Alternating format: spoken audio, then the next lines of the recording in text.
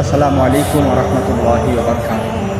সমস্ত মুমিন মুসলমানকে বলব, বর্তমান পরিস্থিতি, বর্তমান সিচুয়েশনে আমরা আল্লাহর প্রতি অটল তাওয়াক্কাল করব।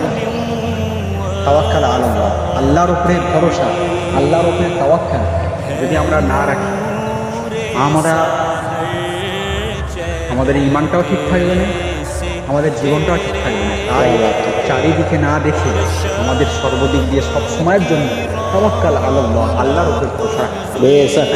পাক বলেছেন, যে ব্যক্তি আমার কাছে সহযোগিতা চায় আমি আল্লাহ তার সেই সব মনের আশা আকাঙ্ক্ষাকে আমি আল্লাহ পূর্ণ করেছি। সুবহানাল্লাহ। মানুষের দ্বারা না করে আল্লাহর প্রতি তাওয়াক্কাল করো, আল্লাহকে তাওয়াক্কাল করে আল্লাহর প্রতি ভরসা রেখে কাজ করে যাও, দেখবে ইনশাআল্লাহ তাআলা তোমার সর্বসময়, সর্বক্ষেত্রে, সর্বদিকে আল্লাহ পাক তোমার পেরেশানি, তোমার বালা, তোমার মুসিবত, तमाम পেরেশানি আল্লাহ পাক তোমার মাফ করে দেবে। तमाम পেরেশানি, तमाम বালা, तमाम মুসিবত তোমার দূর করে দেবে ইনশাআল্লাহ তাআলা। তো ভরসা, ইয়াকিন আল্লাহর উপরে রাখতে হবে, কারণ সেই আল্লাহ পাক তোমাকে যখন দিয়েছে, সেই আল্লাহ পাক যখন তোমাকে দুনিয়ার মুখ দেখিয়েছে, সেই আল্লাহ পাক তোমার ইন্তজাম, তোমার যেমন উপার্জন তেমন আল্লাহ পাক দিয়েও রেখেছে। সেই জন্য আল্লাহর উপরে তাওয়াক্কাল রেখে সদা সর্বদা তাওয়াক্কাল আল্লাহর উপরে রাখো।